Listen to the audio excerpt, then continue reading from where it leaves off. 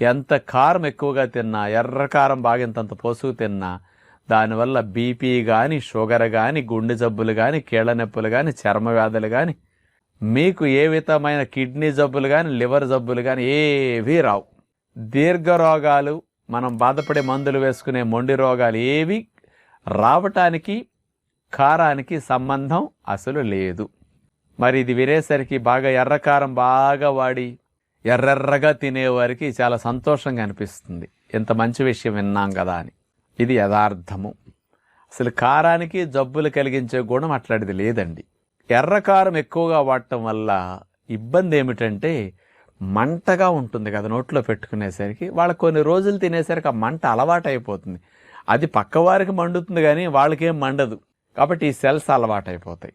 ఏదైనా ఎక్కువైతే తినేటప్పుడు కారానికి నోట్లో లాలాజలం వస్తుంది, కొంచెం కళ్ళమ్మట నీళ్లు, ముక్కమ్మట నీళ్లు